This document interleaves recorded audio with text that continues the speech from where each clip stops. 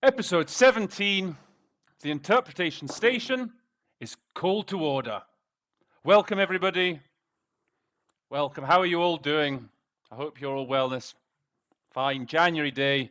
Today is the 21st of January, 2021. It's a hell of a big day, isn't it? A hell of a big day. It's the end of an era, the beginning of a new era. As you all know, yes, today is the inauguration of Mr. Surangel Whips Jr., the new president of the Republic of Palau. You all knew that, didn't you? He takes over from his predecessor, Mr. Tommy Remengesau, who was also his brother-in-law, funnily enough, in a stunning endorsement of Palauan democracy. Surangel Whips Jr. scored 5,699 votes, and his opponent, Reynold Ulrich, scored 4,351. Yes, truly a new era of democracy is upon the Republic of Palau. So, there we go. Anyway, what's new? What's new? Today we're going to be looking at a subject that's very relevant to me here in my work in Geneva, and it's connected to what we call the treaty bodies, or, as I say, we've got a Spanish language episode today, los órganos de tratado. We've probably covered this in previous episodes, but the treaty bodies are essentially, it refers to all these sort of conventions that were signed in Geneva. For example, Convention Against Elimination of Racial Discrimination, Convention Against Torture. You've got the Covenant on Economic, Social, and Cultural Rights, the Covenant on Civil and Political Rights. There's a whole string of them, at least a dozen, if not more. And for all of those conventions, they each have their own special committee, which convenes in Geneva, and more or less the format is that delegations, countries send their representatives every few years to each committee to sort of report to the committee on what they have done to promote and implement the convention in their respective countries. Now, the treaty body, or the issue that we're looking at today, is the issue of enforced disappearance. Now, it's actually to do with the special working group on enforced and involuntary disappearance. Enforced disappearance is a bit of an unusual one because there are actually two committees dealing with that. So this was the original one created, the working group. It was created back in, I think in the 1980s or 1970s. And on the basis, it was created following the adoption of the Declaration on the Protection of All Persons from Enforced Disappearance. So that was adopted back in 1992 by Resolution 47133. So this is a pretty small group. There's like 5 or 6 representatives, and they meet, I think, 3 times a year.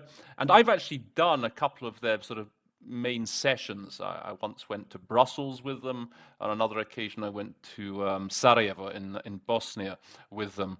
And the format of what they do is that it's almost like a surgery that they run. It'll go on for about a week. And various petitioners, if you like, will come and speak to them, seek their assistance, and also country representatives will also come to report on what they have done. Now, the statement today is going to be, it's a bit of an old statement actually, it's from 2014. It's by the then chair rapporteur of the working group, Mr. Ariel Dulitsky. He's Argentinian. And he's reporting actually to the Human Rights Council on the working group's activities for that year. So, I mean, although it comes from 2014, it's maybe a bit old, all the institutions, all the concepts that he refers to are still relevant today. So you'll hear some very useful vocabulary to do with this committee. And a lot of what he says is also applicable to many of the other treaty bodies. A lot of the same language runs through all of the conventions. So parallel to the working group, you have this other mechanism that's called the Committee on Enforced Disappearance, which it's a bigger group. Now they are the body of independent experts which monitors implementation of the Convention Against Enforced Disappearance by the state parties. So they're meant to work in sort of fairly complementary fashion. I think sometimes there's maybe a bit of dissent, a bit of sort of a dispute as to exactly over territory, if you like, over overlapping of mandates. But in theoretically, they're meant to sort of work in a complementary fashion. So before we actually go to the statement by Mr. Dulitsky, which, by the way, is provided to us today, we have another new contributor. He's called Jacob, so you'll be hearing from him for the first time. So welcome, Jacob, to the interpretation station. Let me just give you a bit of the most important background info on this working group. And I mean, the best place to take you is to the Declaration on the Protection of All Persons from Enforced Disappearances.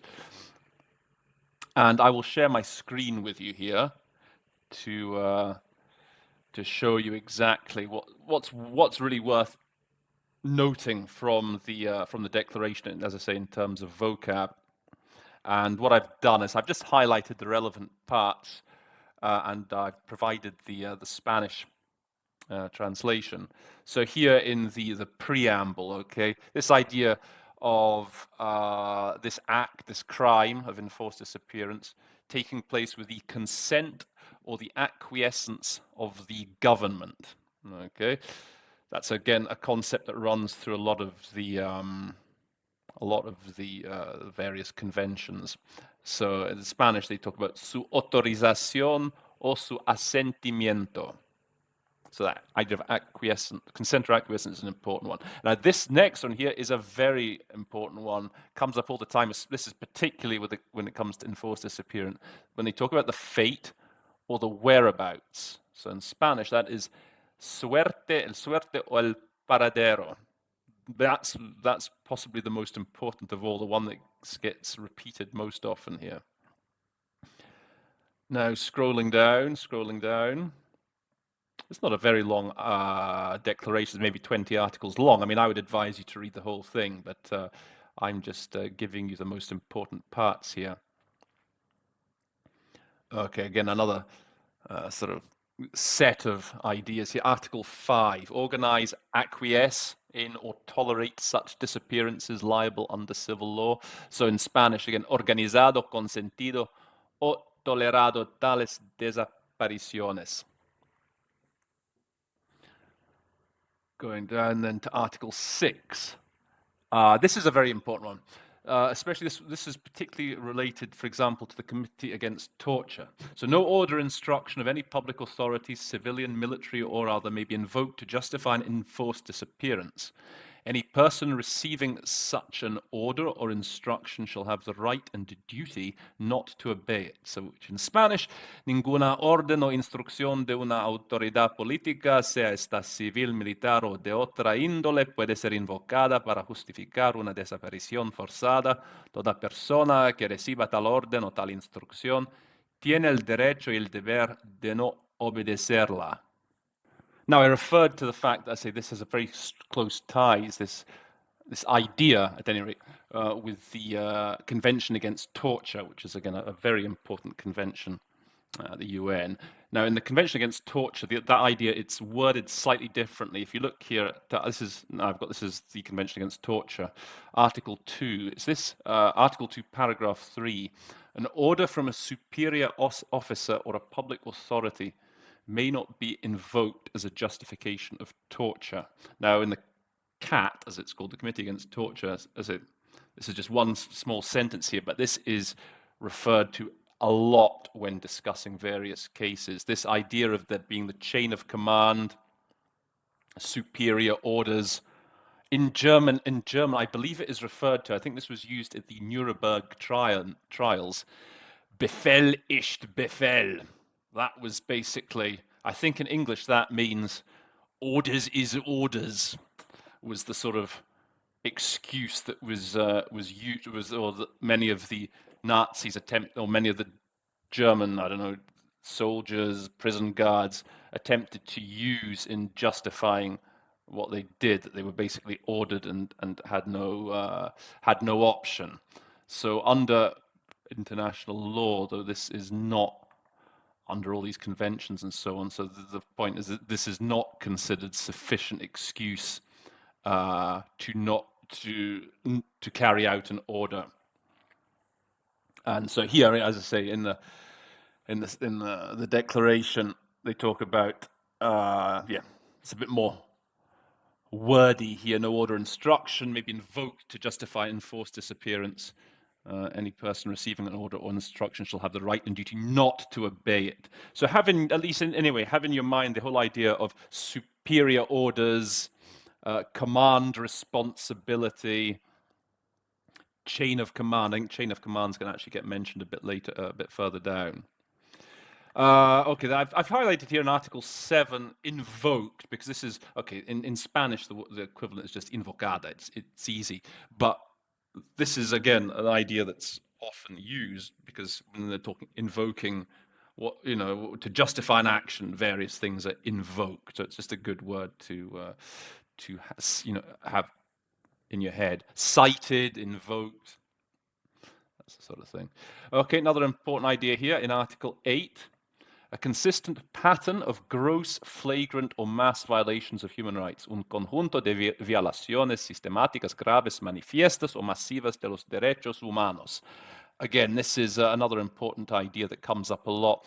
This is the idea that is there a systemic pattern of these human rights violations? Is this being done? Is any dissenting voice in a country being subjected to this kind of thing? Is this happening a lot? So it's this idea of a pattern.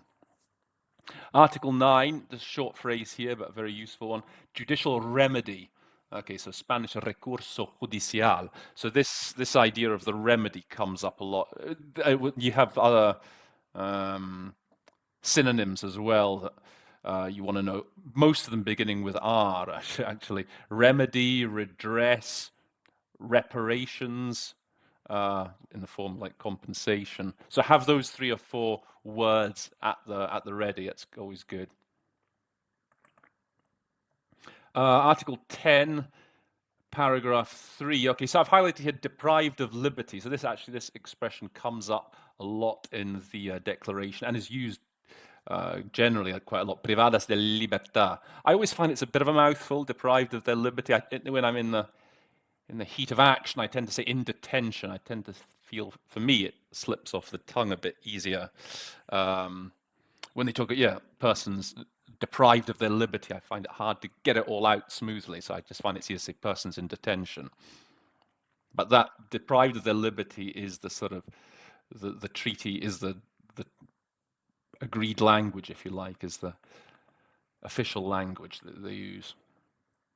Okay, so down here, Article 12, para 2. So here again, we have the chain of command here mentioned, and which in Spanish is given as las responsabilidades jerárquicas. So that's a very important, as I say, notion. In this case, it's to do, they want to ensure that there's strict supervision of law enforcement, but it's all related to that issue of who gives the orders and who implements them. And who is responsible? Is it the guy giving the order, or is it the guy receiving the order? Article 13, against ill treatment, intimidation, or reprisal. Again, it's another one of these sort of sets of concepts that are often cited as a package. Todo maltrato y todo acto de intimidación o represalia. In para 5 here, this is just a sort of straightforward idea. Okay, the lodging of a complaint. There's nothing special about that phrase, but it comes up a lot, and you'll be amazed how many times you'll hear, like in the foreign equivalent, presentación de una denuncia, and that you're stuck for what to say. You're like, presenting a report, presenting a complaint. But so this is a good, very good, straightforward solution for that kind of to lodge a complaint. You can say to submit a complaint as well, file a complaint. Article 16, para 3 here. I've just cited this. There's a convention that's invoked here, the Vienna Convention on Diplomatic Relations. It's so in Spanish, Convención de Viena sobre Relaciones Diplomáticas. I'm not too certain what it covers, but I know it's cited a lot. Sometimes the Russians, for example, cite that in the most unexpected contexts. So I just highlighted that just to be aware of that thing, that it might come up on certain subject areas. Okay, Article 17. Okay, there's a couple of important ideas here. A continuing offense, delito permanente. So a continuing offense, it's one that basically the offense never expires. Doesn't matter how long ago it took place, still a crime. And this is related to this idea that's expressed in paragraph 2 of the statute of limitations, la prescripción. It means sometimes you have crimes that if they're not followed up on within under national law, whatever, if a crime hasn't been followed up on within a specific period of time, that it almost just expires. It's no longer eligible to be investigated. So the point is that they're making here is the crime of enforced disappearance has no statute of limitations. Okay, so it doesn't matter how many years it takes to find the culprit. The culprit will always be liable to prosecution for the crime. It's a bit of just on a purely vocabulary level, it's a bit of tricky in English. So in Spanish it comes up very quickly, la prescripción. So in English, the statute of limitations. Now you can sometimes say the SOL. If you've maybe referred to it a couple of times already, you can then start saying the SOL. But it's also particularly difficult when they talk about in Spanish, for example, la no prescriptibilidad, which means they basically in one word say that when there's no statute of limitations. So in English, you have to say these are crimes that carry no statute of limitations, or where there's an absence of statute of limitations. It can be a real mouthful to deal with. There's no real shortcut to it. There's no SOL. It's an annoying one, that. Okay, we're getting close to the end here. Article 19. So, like I said before, another one of these R words, reparación here, I've just highlighted. So, redress. Redress is probably the most versatile of the ones I gave you. Redress, remedy, reparations. Because reparations can often be of a financial nature. And remedy is usually more used in the context of like judicial remedy, because there are other forms of obviously reparations, compensation. It's not just financial. There's any other number of things that can be done to remedy a situation. Redress pretty much covers all of them. You have sometimes cases where memorials are built in the form of redress for a crime committed. It's not always financial. It can be something symbolic, and redress does a good job in covering both the financial aspect and the symbolic aspect. And I think that's it. That's the most important part. Those are the most important parts of the declaration. So I'm going to put the declaration, as usual, in the description box so that you can refer to it, have a read through of it. I'll put both languages there. And yep. So with that, we're going to move now to the academic part of the show. Just to remind you, as ever, if you go, what you'll want to do is to go to the description box. The 4-point plan, the plan. In the description box, you find the link to the original recording. That's the F. Then you record yourself doing the statement by Mr. Dulitsky, and then you print off the text. That's the P. And then you watch the show with all your friends. Gather all your friends and family around and watch the show because it's such a laugh a minute. That's the 4-point interpretation station plan, and that'll set you up nicely. And as I say, we're going to now move to the academic part with me, Ariel, and Jacob.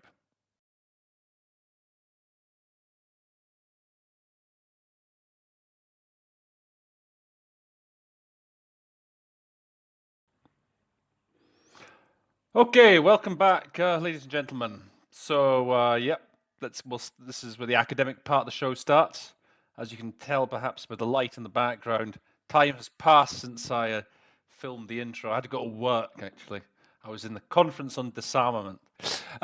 Came back, just had my dinner, had a bit of wine, so I'm ready to go. I was actually debating, do you think it'd be interesting if I did a show drunk? How do you think that would come across? Very professional, I suspect. Anyway, I only had the one glass now, so I'm in good form. Okay, so let's get started with Jacob and with Ariel. So here we go. Thank you very much, President, delegates, ladies and gentlemen. As President and Rapporteur of the Working Group on Enforced or Involuntary Disappearances, I am honoured to present the annual report of the Working Group, covering the period between 10 November 2012 until 16 May 2014. This is a longer period than usual, given the decision of this Council to have us report this year at the September session. Okay, so just a couple of things before we start. It's always good to make sure, as a general rule, to make sure the capacity of the speaker before he starts. So Mr. Dulitsky he's the chair rapporteur. That's what they call them in this sort of setting. That's what chair rapporteur. The chair rapporteur of the working group on enforced and involuntary disappearance. The only one other thing I was just going to say from this paragraph: reportamos. Now I've got to admit this through me. I'm given to understand this is a Latin American way of saying to report, and I've got to admit when I did it, so Jacob didn't fall into that trap. But I initially was thinking reporter, like to postpone. But this is a Latin American sort of way of saying to report. I guess I was the one who was overcomplicating when I did it. Delegates, enforced disappearances are not, unfortunately, a crime which has been relegated to the past. It continues to be wielded throughout the world, particularly in situations of conflict, internal instability, or to counter terrorism and organised crime. Okay, just a quick comment to make here. Couple of quick things. So Jacob said that it's a crime relegated to the past. I guess he was. I mean, you could have just said a crime. It's not just a crime of the past. I guess he was trying to give it a bit more context by giving the extra words, which is fine. My one thing I'd say is, you don't have to overcomplicate when the English is perfectly good of saying crime of the past. I guess Jacob, for him, he was at the start, he was still full of energy, and so he felt he could afford to throw in that added bit of information, that added bit of clarity. You'll see with this speaker. I mean, when you do the text, he starts off pretty steadily, and then he sort of during the text he gets faster at certain times, and then he slows down. He's quite he changes the pace quite a lot, but that's fine what Jacob did there. But as I say, you don't have to if the speaker's going very fast. I like what he said also. Continua siendo utilizada. He said practiced, a crime practice. That's good. And then again, a good collocation, combatir el terrorismo. I mean, that at the UN, that is sort of the accepted best collocation when it comes to terrorism, to counter terrorism. I mean, combat terrorism would again, I think I said combat terrorism when I did it, but counter is very good. And I like, and then, okay, la errada concepción. So he's gone with the erroneous conception. I guess you could have just said the misconception also. So either again is fine. It is used as a terror tactic on the erroneous basis that it can be an effective tool to bring about security. I beg your pardon, I rushed ahead there. So yes, the errada concepción, misconception, erroneous conception. Nevertheless, enforced disappearances cannot and must not be the response to such challenges. Now, one thing I would say at this point, if I was helping Jacob, that is really going to would help him in this statement, is with so enforced disappearance. You can just say ed. Once you've sort of said it the first time, enforced disappearance, you can then be forgiven for just referring to it afterwards as ed. Maybe the first time you could say enforced disappearance or ed. Is this, that, and the other, and then after that, just say ed, because it's a bit of a mouthful saying enforced disappearance. So you can do that. You can use the acronym there.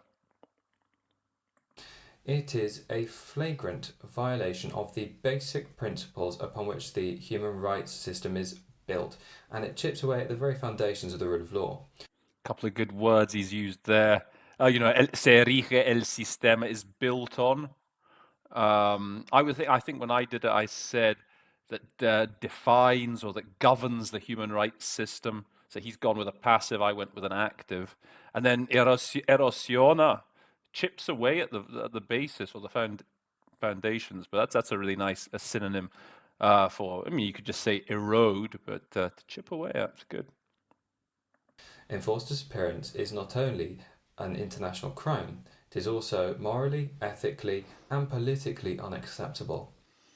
For reprochable, you perhaps want to give it a slightly stronger nuance than unacceptable. Unacceptable is okay, but you really want to have the word reprehensible in your arsenal. That's a really important word to have for all those languages. You know, in French, when they say, I think, condemnable, again, we don't really say condemnable in English. So reprehensible is the word that we use. Reproachable could maybe work as well, just the calc, but reprehensible is best. It often continues to occur because thousands of cases of enforced disappearances, many of which were opened decades ago, are still unresolved. Okay, this is nice. Still unresolved. Many cases have gone unsolved. I suppose when we talk about crimes, we talk about solving a crime a bit more than we do about resolving. Either is okay. I think when I said continue to go unsolved, but Jacob did it well. His version was good also. Very often we hear that more cannot be done to find missing persons so as to avoid opening up old wounds. Okay, now this is an interesting expression he has used here for buscar a los desaparecidos. Okay, so he's used missing persons, which is a very good solution. Now, I'm going to nuance that with just one little explanation. 95% of the time, when you hear desaparecidos, it's absolutely fine to say missing persons, and that's what I did. Sometimes they talk about the disappeared persons, which is more of a mouthful. Missing persons is a bit easier to say. The only time when you can't use it is that I believe that in the UN's definition of translation of desaparecido, they actually use in the convention disappeared persons as opposed to missing persons. Now, the difference being that a missing person is you don't know actually what happened to him. He may have gone missing because of his own accord, whatever, he just got wherever, no one knows where he is, or someone disappeared him. He was forcibly disappeared. And I believe outside the UN, so the missing persons is the more general word that can cover sort of both. So a disappeared person is specifically one who has been involuntarily disappeared. And so sometimes you do I have been in a meeting where they were discussing in the definitions. There was some section, maybe it was a resolution or something, but specifically the difference between disappeared persons and missing persons. So that's all I would say. So generally, you're fine going with the more natural sounding, perhaps missing persons, except in a few specific cases. Also, one other thing I'd say is, especially it's interesting because the gentleman is Argentinian. So when it comes to there's a lot of cases back in the 1980s of people that were disappeared by the military dictatorship of the time, and they are often known as los desaparecidos. And I noticed that I was looking in Wikipedia. I think the organization will get mentioned later on here, actually, in the statement. It talks about the grandmothers of the 5th of May Square. So it's like the family members of people who went missing. And Wikipedia, in the English section, refers to those people as the desaparecidos. So there is that sort of other option as well, perhaps, if you're talking about those who've gone missing in Latin America, let's say. Okay, let's move on. Our group's experience shows the opposite is true. Wounds are still very much open, and very often it's necessary to open up graves to allow the tragic fallout of erroneous and illegal security policies to be settled. Okay, again some good words here. So yeah, fossas is going to be the graves, probably mass graves, but look at graves in this context. Just have you want to have the idea here of cicatrizar. I think in English we talk about healing wounds and healing scars. So when they talk about repairing damage done in the past, have that image perhaps in your head, the idea of healing wounds. Secuelas trágicas, that's really good what he says for sequela. Fallout, that's very good. The tragic, or you could also have said the repercussions, consequences of these erroneous security policies. We have more than 43,000 open cases in 88 countries. This means that we must all do much more. Okay, so he's wisely. I mean, actually, instead of saying el grupo de trabajo, he says we. I can't remember. He does change it a bit in the original. Sometimes when it's written grupo de trabajo, he'll say we. So, but that's something you can do to just to save yourself a bit of time. If we know who the subject is, if we know it's about the working group, well, you can say we. There's often you just have to watch that you don't fall into the trap of, as it was once explained to me, of weeing too much. I think this is a problem in particular more in Russian, but when you just start saying it for everything and you fail to, it can become a bit too repetitive when you keep saying we. So just have that in mind. Each of these thousands of cases belies a human story and is not a simple statistic. This is nice. It's a great verb he uses, to reflect this idea. It belies a human story. These cases that belie a human story. I mean, I guess in English, if you were to watch the news, on BBC or whatever, they'd probably say behind each number is you'd say a personal story. But it's it's tough to wait like that long to do that because just in the Spanish they structure that notion slightly differently. Actually calls to mind a famous quote. I think it was by Stalin, friendly old Uncle Joe. So you always learn a bit of interesting stuff on the interpretation station. So yes, Stalin, at least this quote is attributed to him. He once famously said, "A single death is a tragedy. 1,000,000 deaths is a statistic." Apparently he said this when talking about the Soviet famine, I guess, during the 1930s. So, it's a good quote, that. Friendly old Uncle Joe. We cannot, for this reason, lose the perspective of victims in policies to prevent and eradicate enforced disappearances. Cases remain open for reasons which include, inter alia, the lack of necessary resolve to find the fate and whereabouts of victims. Okay, so he's like esfuerzos. He said resolve, which is a very good word generally. I mean, he just said the necessary efforts, which is also fine. Remember what I was saying in the introduction then? La suerte y el paradero. This is a really crucial notion to know when doing this sort of thing, when talking about, you know, these human rights issues, especially things like enforced disappearance and torture, this idea of the fate and the whereabouts. Keep that one. Remember that one. This might well come up as one of Roland's magic moments, I suspect. Forensic techniques and technological progress are not used sufficiently. States should pay greater attention to supporting families and civil society in investigating enforced disappearances. We know that as a working group, we must also do much more. We are not facilitating access to our group if our reports are not available in all official languages of the organisation, or if we do not give effective and rapid responses, or if our webpage is not updated regularly. This is all good, by the way. I haven't stopped it because Jacob's rendering is very good on the whole. There's very little wrong there. For this reason, we are working intensively with the Office of the High Commissioner to leave behind some of these shortcomings.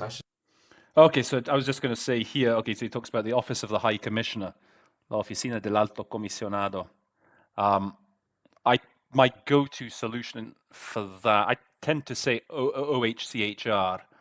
That I find is the easiest way of doing it, rather than saying the Office of the High Commissioner. I mean, it's up to you, I guess.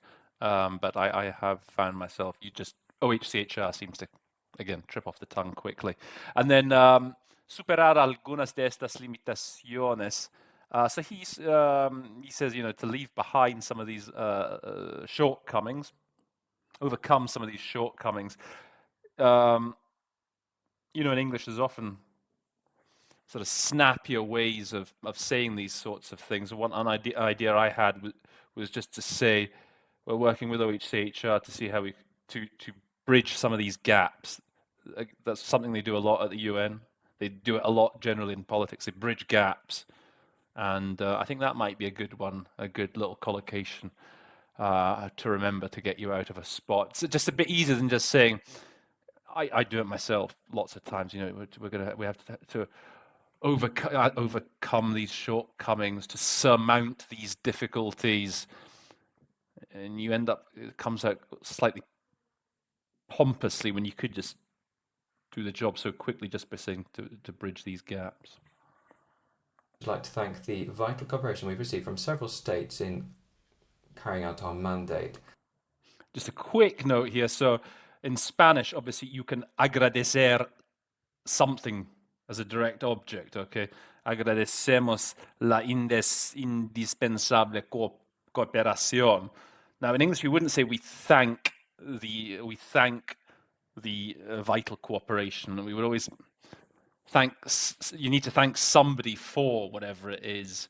So one way of getting around that is you just, whenever you hear, you know, for agradecer, we welcome is something I'll often use to get around that. Or I'll just throw in a direct object. We want to thank you, whoever it may be.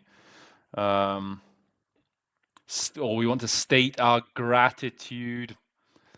So it sounds a bit weird when you say we thank the corporation. Sounds a bit odd. However, we are worried that some states never replied to our requests, while others have provided irrelevant information. In 2013, we visited Spain. Also, Croatia, Montenegro, and Serbia invited the working group to visit the Western Balkans in June this year.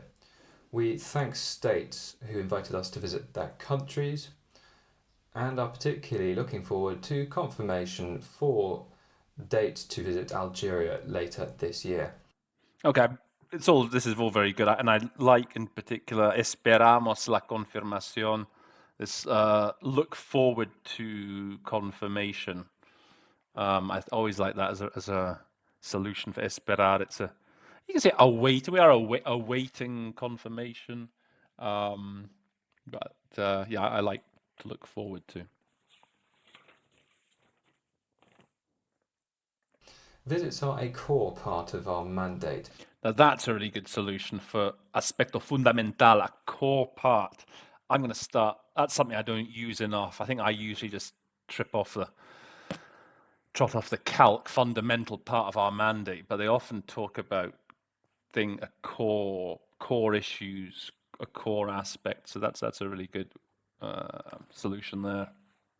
They shed light on policies and practices of countries to tackle enforced disappearances, as well as allowing us to assist states in reducing obstacles for implementation of the declaration. It also allows us to enter into direct contact with families and civil society.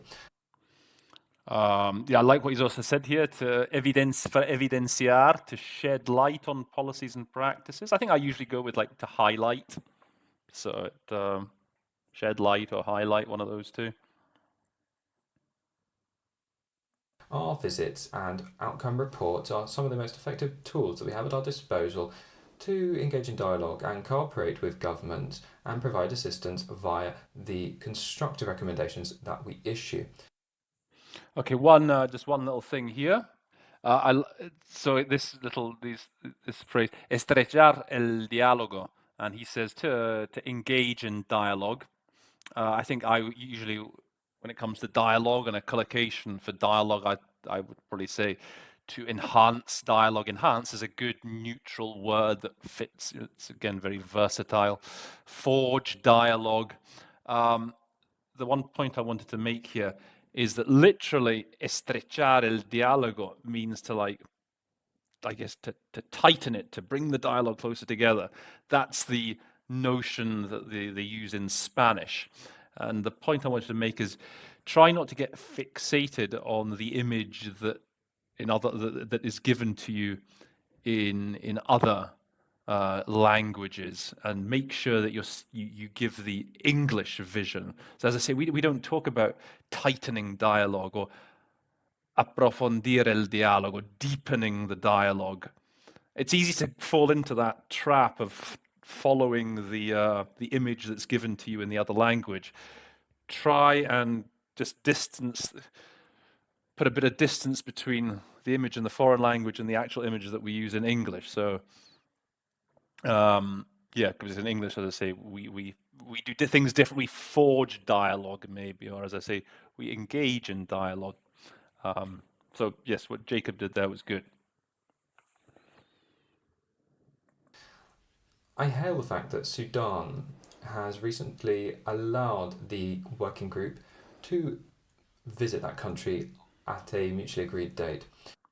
Okay, I like celebrar. He said to hail. That's unusual, but perfectly good. I would probably said welcome the fact,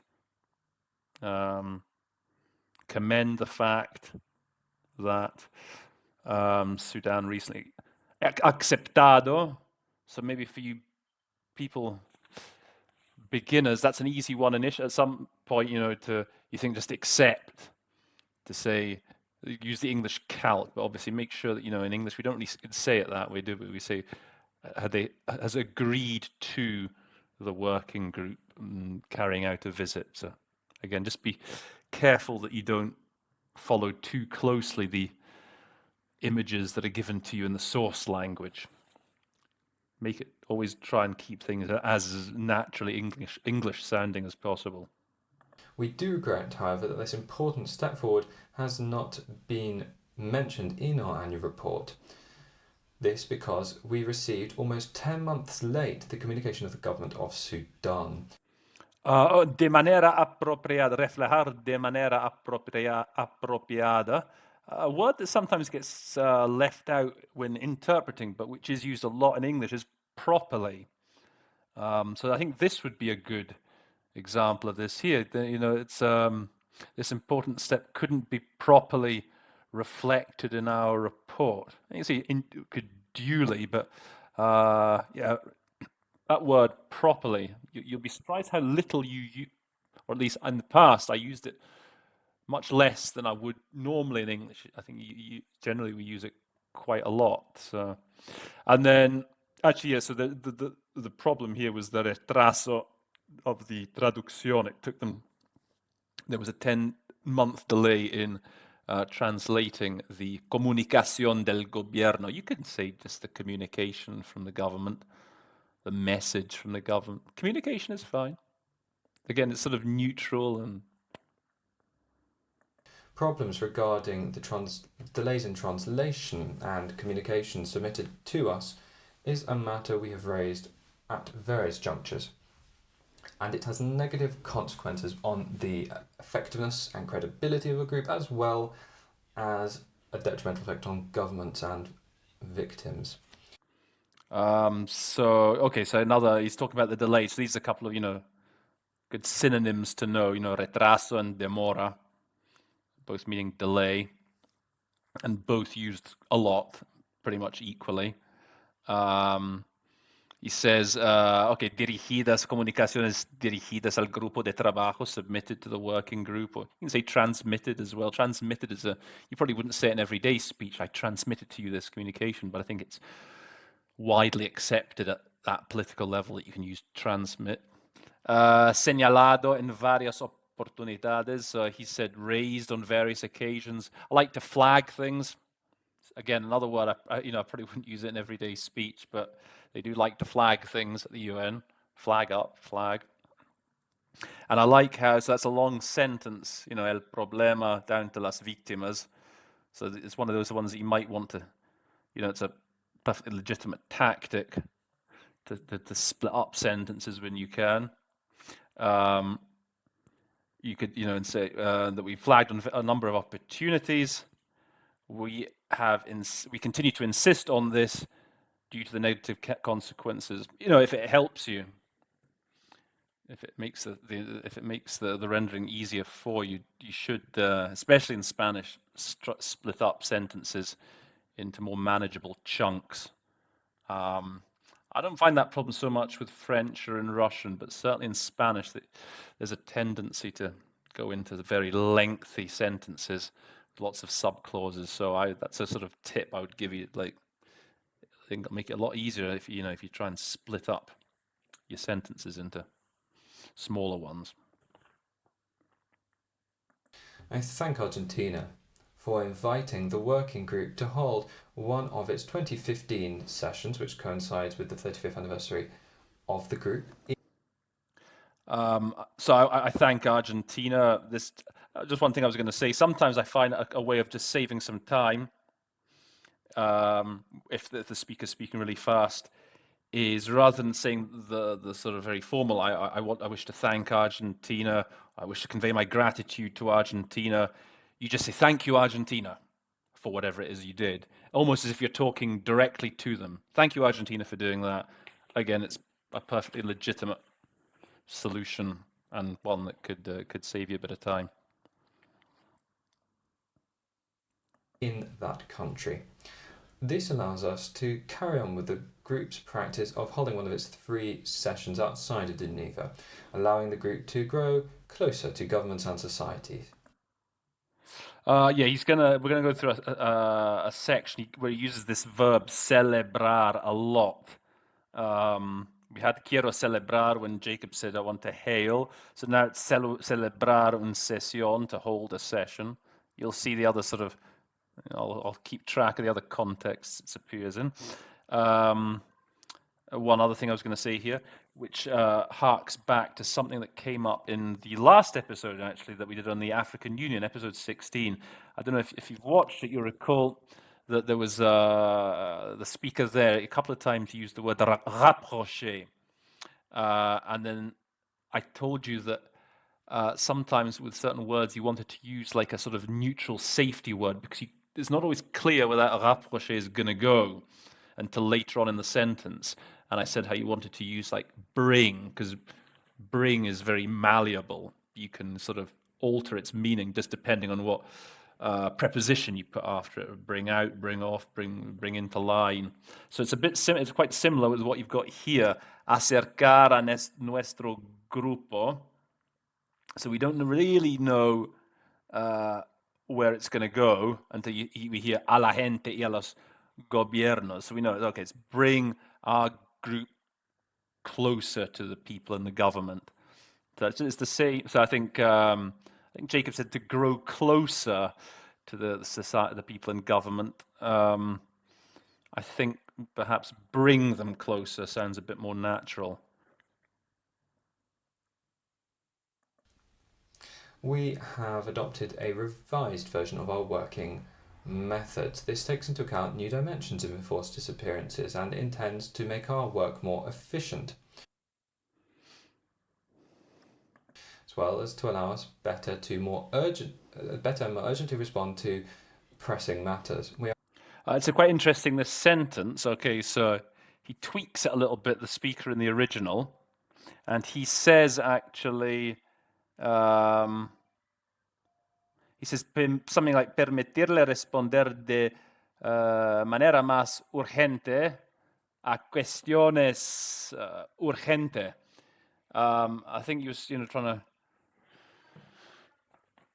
alter a bit the wording, and then he sort of then he ended up just repeating the same word. Okay, urgente. Now, what Jacob has done here, he said to answer more urgently these pressing issues. You have a dilemma here. Okay, do you faithfully reflect what the speaker said by saying to respond more urgently to urgent issues? Now the problem is, if you say that, then they might think that's your mistake. The listeners might think that you don't have any other synonyms in your arsenal, or do you, as Jacob did, you're basically repairing the damage. You're actually doing the speaker a favor actually by giving him the synonyms. I don't think there's a straight answer to that, to be honest. I think in this case, Jacob's done the right thing. Actually, he hasn't repeated the urgently. He's put in pressing in one of the occasions. I think sometimes if you're in a committee meeting, if you're in a committee meeting and say there's a speaker who is repeatedly making mistakes in their own language or just using bad, whatever it is, French, Spanish. And then I think you have, it's in your interest perhaps to fully reflect the poor quality of the guy's or the woman's own language. And I think in a committee meeting it'll be seen, it becomes fairly obvious to other members, for example, that committee member maybe isn't all he's cracked up to be. So it's an interesting little dilemma, though. I think on this instance, I think Jacob's done the right thing by trying to change up the adjectives given.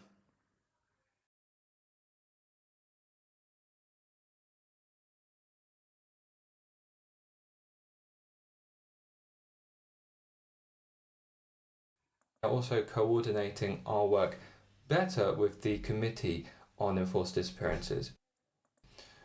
Coordination and cooperation with the committee demonstrate the vital usefulness of having two specialised bodies in the field of enforced disappearances. Okay, so this is this reference to the CED, the Committee on Enforced Disappearance, that he refers to. So he's los beneficios de la coexistencia. So he said the usefulness. I mean, I think you could just have said the benefit of the coexistence of two specialized bodies. We've also adopted a procedure for cases where there are systemic violations, including forced disappearances, which as such could be tantamount to crimes against humanity. Under this procedure, we can transmit this information to the appropriate authorities. Okay, so he's again, I know the speaker, he inserts a few words here. It's not 100% like what you see up on the screen, but it's pretty much the same. But so anyway, Jacob breaks it down into two sentences here. And he talks about the systemic nature. So this perhaps sort of harks back to, remember what I was saying in the introduction? This harks back to what I was saying earlier in the introduction about the declaration itself, Article 8, the consistent pattern of gross, flagrant, or mass violations of human rights. So, yeah, which they say in Spanish, un conjunto de violaciones sistemáticas graves, manifiestas o masivas de los derechos humanos. So, as I say, that notion is very important with this working group, and in general with most of the committees, the systemic nature of systematic nature of the crime. Take next steps. We have used this mechanism in the case of the DBRK and Syria, addressing the President of this Council, the President of the General Assembly, the Security Council, and the Secretary General. Okay, so yes, República Democrática Popular de Corea, so it's the DPRK, so North Korea, but you shouldn't really call them North Korea. That's not their official name. If you want to play safe there, you just call them DPRK. And when he says, ya hemos utilizado ese mecanismo, okay, we've used this mechanism, or again, one of my favorite verbs, we've drawn on this mechanism. I find that, again, very versatile solution. We particularly asked the President of the Security Council to consider referring the situation in the DPRK and Syria to the International Criminal Court. Okay, so Corte Penal Internacional, International Criminal Court, or you can just say the ICC. Everyone knows pretty much who the ICC is. And I'll give you a bit of a bonus here. Spanish, it's quite easy. They say referir estas cuestiones, refer them to the ICC. In French, now I know you're all doing French, you all got French. It's not quite as straightforward in French because the word you're going to see is not référer, they'll say saisir. They talk about saisir le tribunal criminal. Okay? That's when they say saisir, you say you refer the case to the criminal court. When they talk about une saisine, that's a referral. That's very that sort of vocabulary is very sort of ICC specific, but it's really worth knowing. I'd like to particularly thank the President of the Council for conveying this information to the Bureau and then on to the missions. Should like to recall that over the last 18 months we have begun to publish documents at the end of each of our sessions. This allows us to have more up-to-date information and also to translate all of our communications into the official languages of the organisation. All this is good from Jacob, so I've got nothing really to reproach him for here. Post-session documents should be read in a complementary fashion alongside the annual report I'm now presenting. Just one thing I was going to say here for leerse conjuntamente. So he said in complementary fashion with. It's not wrong, but it's a bit of a mouthful. So a phrase I often use, sort of drawn, is in conjunction with. I find that a useful phrase that fits very well generally this sort of context. As is our periodic practice, we also carry out thematic studies. This year we are looking at the relationship between enforced disappearances and economic, social and cultural rights. Again, all that effort he's using to say enforced disappearances. So Jacob, next time, just ED, that's all you need. We hope to present the outcomes of this report next year. Just one, this thing, the resultados de este informe. I mean, he's right. They often talk about the outcomes. Actually, for resultados, of a project. Now, of a report, I mean, you can say the outcomes of a report.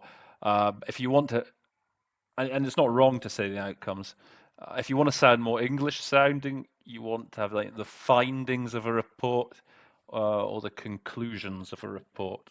So in UN speak, an outcome is A-OK, but if you want to sound completely English sounding, then findings and or conclusions. President, now let me speak in greater detail about the visit which took place to Spain in September 2013. I thank the Spanish government for its cooperation before, during and after the visit, as well as its openness to dialogue. We are satisfied that some of the measures that we recommended are now beginning to be applied. Just a couple of things I'd raise here. So, agradezco al gobierno de España. This is just a question from me to you. Do we need to actually even say the government in this context? I think he's starting to speak faster at this point. I, to be honest, think that in this, given the context, you could just say, we want to thank Spain for their cooperation. You know, if you're in a hurry, I think you could just drop government or authorities. Or I think just saying Spain speaks for itself. So it's just an idea, okay? You decide what you want to do with it. And the other thing I was going to say is, it's good how, again, you'll see he splits up the sentence. You know, he talks about, he welcomes the openness to dialogue. And then I think full stop, we want to state our satisfaction, etc., etc. So again, that's a good tactic with Spanish. Split up the long sentences. Since democracy's return, important steps forward, although timid steps forward, have been taken in Spain to bring out truth, justice, redress, and memory in the light of enforced disappearances committed during the civil war and dictatorship. Just one little, very small thing. Pasos importantes, aunque tímidos. Often in English, we'll say like important, albeit timid steps. Have that word, albeit sometimes works well. And then we have reparación. I think he said, did he say redress? I think he said redress. You want to remember anyway those words beginning with R: redress, remedy, reparation. Like I said in the intro, redress tends to be the most versatile of those. And obviously, this is all a reference to what went on in Spain under Franco, I guess. The civil war, the dictatorship. The law on historic memory, hundreds of exhumations, a map of common graves, support for family members, the actions of certain courts, the investigation of Chamber Number 5 of the Audiencia Nacional, memorials which have been built, and policies adopted by autonomous communities like Catalonia, the Basque Country, and Andalusia are specific and valuable steps forward. Okay, a couple of here. Fossas comunes, I don't think we'd say common graves. I think in English we're more like to say mass graves. I think we even say mass graves. We say mass even when there's maybe not even that many. I think that's just a sort of set phrase in English, isn't it? Mass graves. Subvenciones a familiares. He says support to families. My impression is that it's financial. I think you could say subsidies to families. I suppose, but support can be construed any way. I suppose it's a good, if you're not 100% certain, it's a good maybe neutral word to use. And then this reference then to the court in the Audiencia Nacional. So yeah, this word juzgado. I always my first initial reaction is to think that juzgado is a person, but it's just the court. So in English, we'd say maybe the magistrate's court. Now, actually, Jacob says that I think the trial chamber number 5 of the Audiencia Nacional, which that could be a very good solution actually. Trial chamber. And Audiencia Nacional, you can just call it that, Audiencia Nacional. I don't think you need to do anything with that.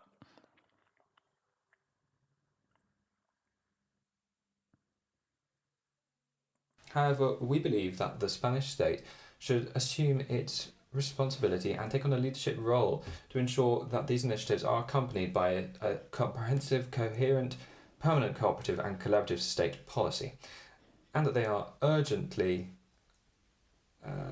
adopted to allow pending issues to be overcome.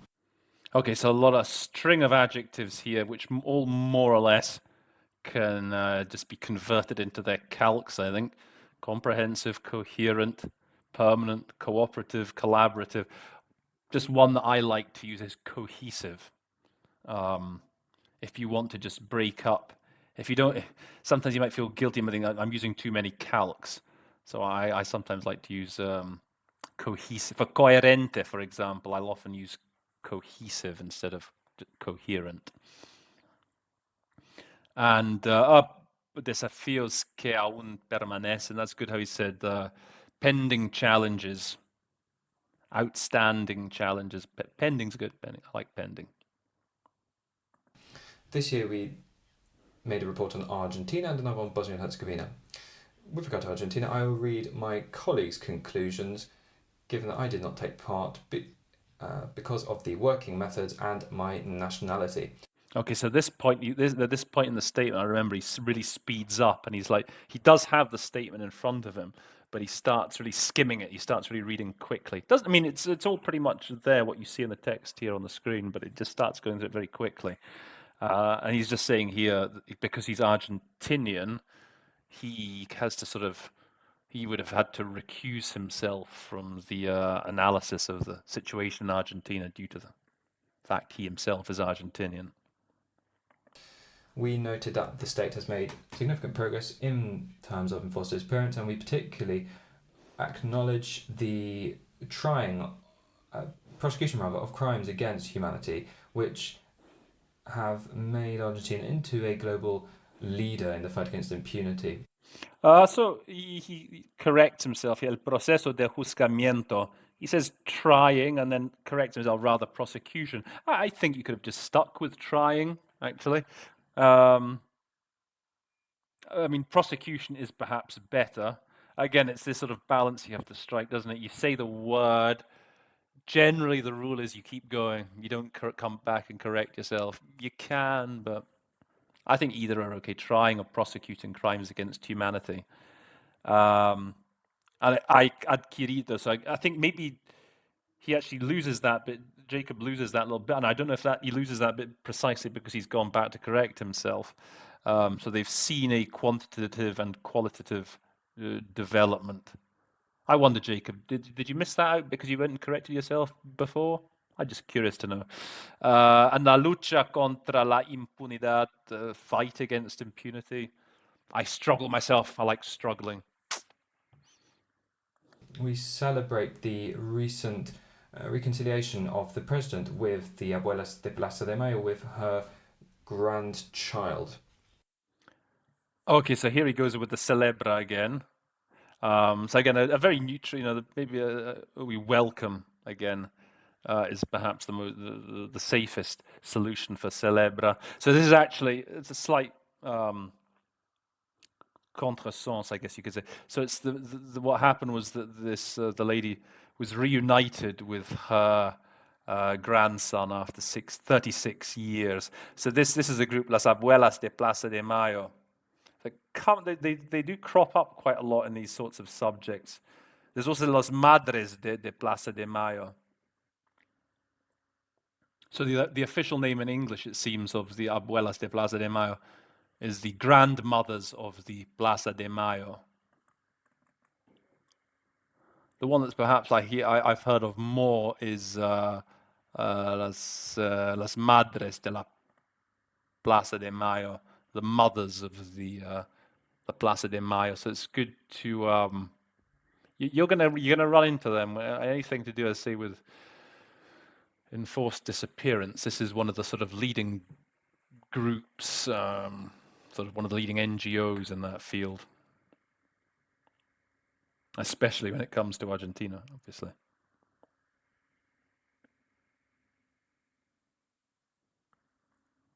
This shows that with sustained state support, it is possible to shed light on the fact of enforced disappearances even many years on.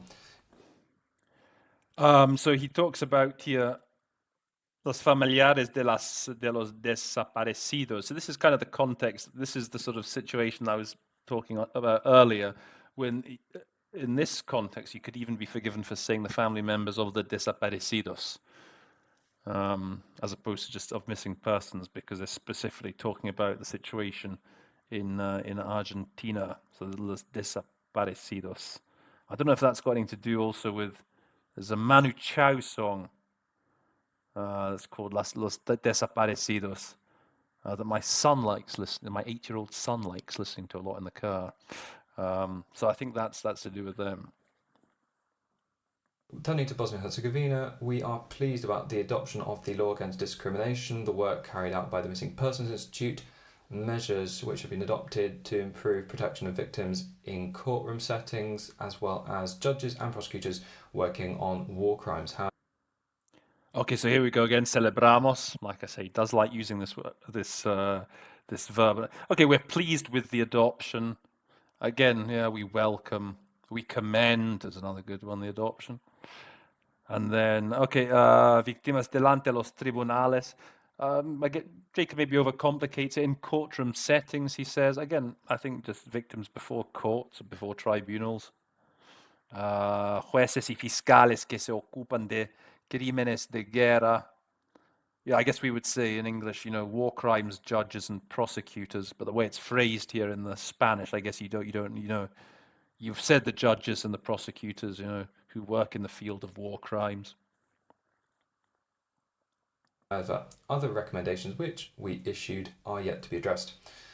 I'd like to particularly underscore the recent declaration of the presidents of Bosnia and Herzegovina, Croatia, Montenegro, and Serbia, who signed a declaration on the role of the state in regard to persons who have gone missing. Just one quick tip here. Bosnia and Herzegovina, I think you're well within your rights generally to just say Bosnia. Okay, and to call the people of that country just Bosnians. Hertz, I mean, especially with how he's, as I say, he's speaking fast at this point, and I think that's a perfectly legitimate shortcut. You heard it from me. Okay. If anyone ever asks, it was me that told you that. Persons that went missing, abordar la cuestión de las personas desaparecidas. Again, yeah, missing persons is perhaps missing persons would be the best quick solution here. This was recommended by our group at the end of our visit to the Balkans, and we are pleased that a regional declaration has been adopted to find a solution to the regional problem. Okay, and here we go yet again. Celebramos que se haya adoptado. And again, here you could just say, okay, maybe Jacob likes we are pleased. I think we welcome the adoption of a regional declaration. Whatever sits easiest with you, I guess. I thank Argentina and France for their voluntary contributions to the working group. However, resources we have obtained via the regular budget of the organisation have not been sufficient to carry out our mandate fully. Okay, so in the Spanish he goes not with llevar a cabo, he goes with cumplir. So to carry out our mandate, to fully, I think in my meetings, the conference on disarmament, I like to discharge mandates. I wonder if I'm going to put a nasty picture up in the top right-hand corner when I come to editing this. We'll see.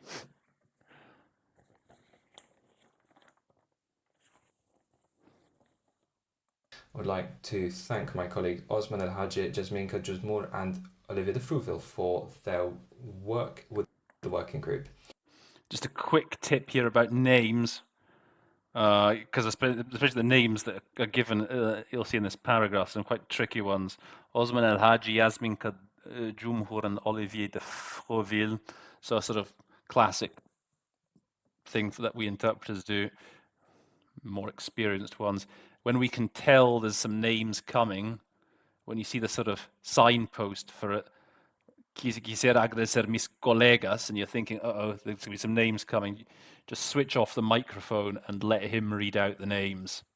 Okay, you leave it to him to make a mess of the names. Don't worry about it. So just always look out for that. If you can tell there's some names coming and you're worried you're not going to be able to properly render them, just turn off the mic and let the speaker give the names.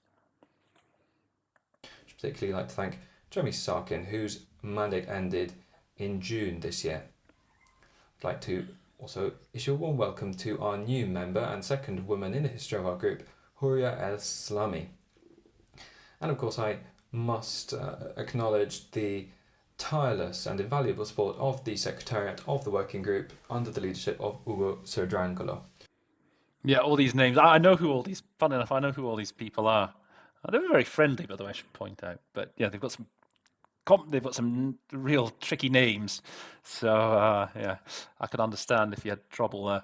I like what he's done with "No puedo dejar de reconocer." So he's adopted my sort of tactic. You see, I don't like this. It would be remiss of me not to acknowledge. I find that such a pain to say all that. It would be remiss of me not to do something. As I say, I do what Jacob's done, and I immediately just go for the affirmative. I must acknowledge. Okay, that's what I would do. It's much easier. The tireless and valuable support. I like talking about sterling work, this of whoever it may be. There's sterling effort, sterling work, whatever. President, to conclude, we underscore the necessity of identifying and developing new strategies to thwart current challenges with regard to the eradication of the crime of forced disappearances. Now, thwart is a very good word, but perhaps I don't think we thwart challenges. That's the only thing. I think with challenges, I think the easiest thing to do is just to meet challenges, overcome challenges. Meet, I find, is by far the simplest solution. You know, we thwart someone's plans, we thwart attempts to do something, but I don't think we thwart challenges. New initiatives and innovative measures should be used to settle cases, including those which are open at the working group. Okay, so again, resolver los casos. He's talking about settle cases of enforced disappearance. Again, I think in English we tend to naturally say to solve cases. Settle's okay. Enforced disappearances are not something relegated to the past. I thank you. And again, I don't know, maybe Jacob overcomplicates a bit at the end there. You know, it's not something relegated to the past. I think by this point I'd be, you know, it's quite a tough statement. You know, it's a good 12 minutes long. I think you'd be perfectly fine just saying, you know, enforced disappearance is not an act of the past, and that'd be fine. It's one of these subjective things. It depends how much energy you feel you have, how much clarity you want to give the listener. So it's your call often. Okay, so with that, it's a very good text. That's, I think, our first dip into the treaty bodies, human rights. So there'll be more of those to come, hopefully. We'll now move to, yes, everyone's favorite part of the show, Roland's Magic Moments, with the catchy new tune from last week.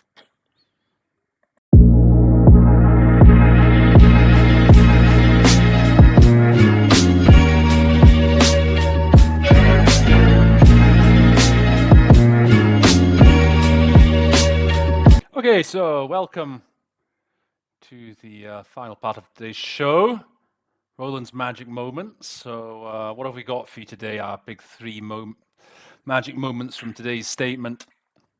Well, in third place, I'm going to go with this word here, juzgamiento, that we were talking about. And we were discussing the two sort of possible solutions here, trying and prosecuting. Juzgamiento, it's one of those simple words that, you know, if you haven't done anything court-related or legal-related in a long time, and it's suddenly that word is sprung on you, it can easily throw you. You can easily forget, what do we say in English? It's so obvious, you know, we try someone, we prosecute someone. So those two, just remember those. Because it's not impossible, you know, in a test, a UN test or something, that you might get something from. It's not impossible. This kind of statement that we had today, it's quite general. It's like I said, it's The committees themselves are very sort of narrowly focused in the committee meetings, and you're unlikely, I'd have thought, to get something from one of the actual committee meetings. But like a presentation like this, the Human Rights Council, when it's a bit broader, it's covering lots of different countries. It's entirely possible that could come up in an exam. So it's a use these words. You need to know these words, like so. Juzgar, juzgamiento, to try or to prosecute. You also hear cases, I guess, in English. Juzgar los casos, to hear a case. Maybe that would be the third best option. Stick with try and prosecute. The silver medal today. I like what in silver, what Jacob's solution was for juzgado de instrucción. He said the trial chamber of the Audiencia Nacional. I think that's a very good solution. Especially, I mean, it gives the number, trial chamber number 5, or juzgado number 5. Sometimes in Britain we've got the magistrates' court. That is also a legitimate solution, but it's got almost too much of a British feel to it when you say a magistrate's court. I don't know how well that sort of expression travels, into other languages, and so trial chamber is quite neutral in a way that it can be applied to any country, and so that's really why I like it. So magistrate's court does sound very British. And finally, Roland's magic moment of the day. Well, it's only really one contender, isn't there? This phrase, this vital phrase, la suerte y el paradero, the fate and the whereabouts. That's by far today's winner. Really engrave that little expression, that little phrase into your memory. That will, I'm sure, serve you well. Okay, so that brings us pretty much to an end of today's show. If you have enjoyed the show, as usual, smash the thumbs up button. If you haven't subscribed already, please do consider subscribing. You'll see now that we've reached the magic figure, and I think we're now at about 130 subscribers. We have in the last week enjoyed a surge in subscriptions. So I have to say that I attended the TERP Summit last week, which was like an online summit organized by Mrs. Sophie Llewellyn-Smith. And I think I want to take this opportunity just to thank her for organizing that. I mean, I didn't meet her directly, but it seemed a really good event, and I met, in the virtual coffee lounge, a lot of interesting people. I was able to tell them about the site, so I want to thank her. I'd also like to thank, I think, Mr. Andy Gillies also did me a great favor by publicizing my site on his Facebook page, and I think a lot of you may have found out about the station through him. So a big thank you to both Sophie and Andy for that. And so, if you haven't done so already and you like the channel, please do subscribe. In the description box, as usual, I'll leave all the necessary links. Plus, I'll leave links to the declaration. I'll leave links to the declaration both in Spanish and in English. The declaration on basically combating enforced disappearance. As I say, it's not that long, and it's very useful to know some of the vocab from that. And that pretty much brings us to the end. To end the show, all I want to do is just to hark back to what I was saying earlier on.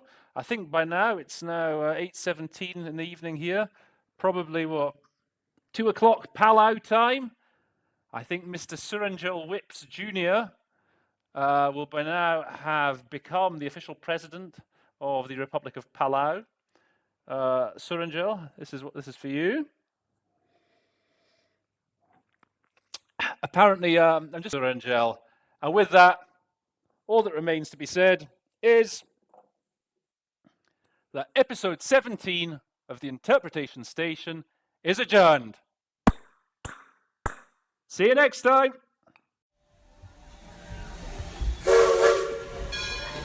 The train is now leaving the Interpretation Station. We hope you enjoyed your visit. Until next time, folks.